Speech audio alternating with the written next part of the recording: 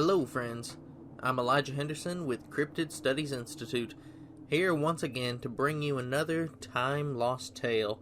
And this next tale is one of my personal favorites, and for the life of me, I cannot tell you why I find it so riveting. Admittedly, it sounds beyond belief, but throughout all my researching, I cannot find any trace of hoaxing, nor an adequate cause for the fantastical, yet unbelievable phenomenon that is alleged to have taken place during the latter part of the 1800s, somewhere in the 1890s if the account is to be believed, and the tale is alleged to be true, and yet no one can explain the bizarre course of events that staggered a contingent of weary lodgers one bitter snowy evening at a small inn located in Maine, the Buxton Inn to be exact. Without further delay, I will try to paint you an accurate picture of the strange course of events.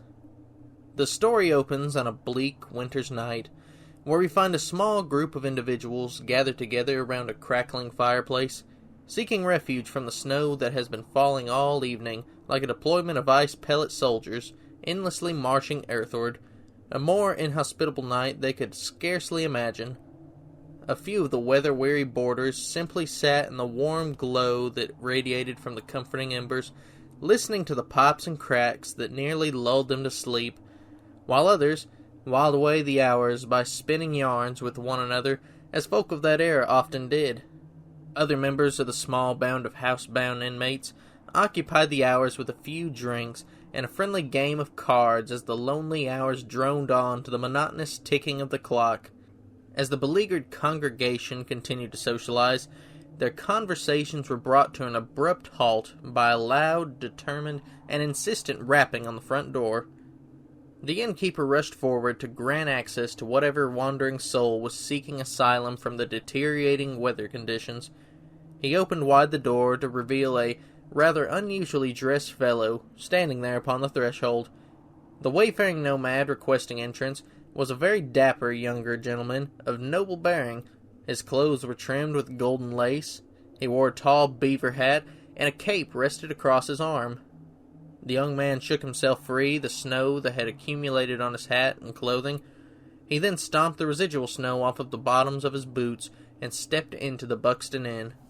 The mysteriously clad individual began his visit, making acquaintances near the hearth as he stood warming himself by the fire, as the clutch of fellow tenants that had gathered round about in the inn now looked upon the newcomer with a deep interest.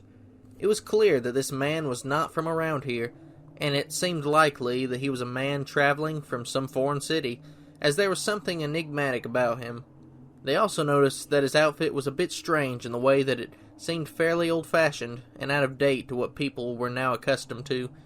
The traveler seemed to have a stately demeanor and bore the look of some bygone era. One person in the crowd offered him a place closer to the fire, and they extended an invite to him to join into their game of cards, at which the mysterious guest seemed to gladly accept with a smile. As the snow continued falling, and the night grew ever later, the card players of the Buxton Inn noticed that the curious stranger was unnaturally lucky, and he seemed to prosper with every hand that he was dealt, and the seemingly supernatural luck continued without fail. Almost everyone in attendance puzzled as to the identity of this handsome young stranger, and yet there was something oddly familiar about this man. They all seemed to recognize him from somewhere, but not one soul there could place exactly where they knew him from, and it stayed on the tip of their tongue, and yet somehow just beyond the grasp of their memory throughout the whole night. They had to have met him some time prior, because he seemed to know many of the individuals there by name, although he never once introduced himself to anyone there at the inn, and yet there was something so unsettlingly familiar about this man, and none could give place to what that familiarity was. Eventually, during the pre-dawn hours, as morning was beginning to steal away the last vestiges of night, another visitor arrived at the inn, also seeking to gain refuge out of the frigid snowstorm, and he seemed to be greatly confused with his location, because he immediately asked the innkeeper, "What's happened to your sign? I thought I had the wrong tavern." Curiosity and surprise sent those who were listening to the window to investigate and see what, if anything, had happened to the front sign.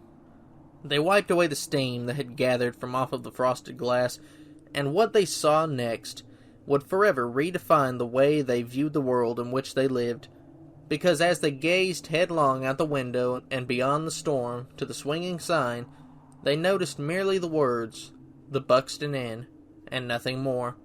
A painting of a young man that had once adorned the sign was now completely gone. Terror and bewilderment gripped their hearts and shook them to their very core, as they all suddenly realized exactly what that meant. In unison, and deeply filled with dread, they slowly turned around to face the mysterious visitor at the card table. But all that remained was a puddle where the snow had melted off of his boots. He had vanished and evaporated like the early morning fog. And I'm sure that in that moment they were intensely hesitant to turn back around and gaze once more upon the front sign that bedecked the inn, because when they finally did, the man with whom they had spent the long, cold night with, making conversation and playing cards with, was now on the front of the Buxton Inn sign, complete with his tall beaver hat and his cape, and they finally knew him once more. It was none other than Sir Charles, the man, or mascot if you will, that was painted on the front sign. There was a reason why he had looked so familiar to the throng of gentlemen gathered about, and it was because they had so often seen him as they walked into the tavern of the Buxton Inn.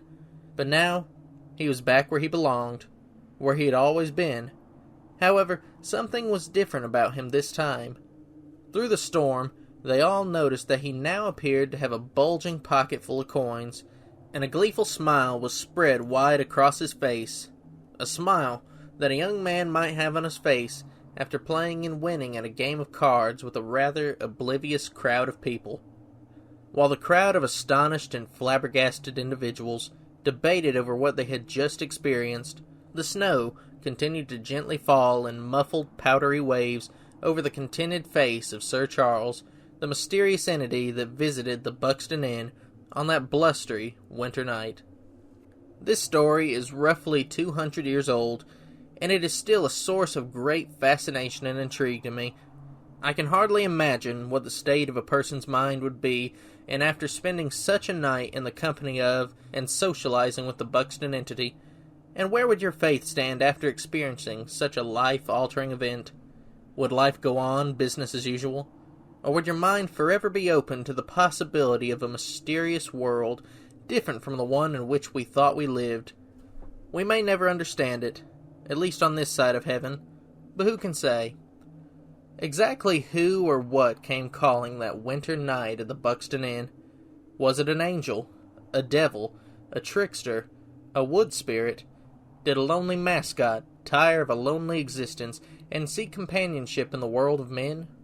Friends, in conclusion, should you ever find yourself socializing and participating in a good-natured hand of cards in the wee hours of the morning, and you find yourself visited by someone who just doesn't quite fit into the scope of normal reality, be cautious, be careful, and be very wary of how much you decide to bet, because you never know just who it is that you'll be entertaining. The Bible says, "Be not forgetful to entertain strangers, for thereby some have entertained angels unawares." I suppose that could include devils as well. As for the patrons at the Buxton Inn, I guess they never really knew which one came calling. How do you explain it? Who could explain it? Who would believe it? So, until next time, I'm Elijah Henderson.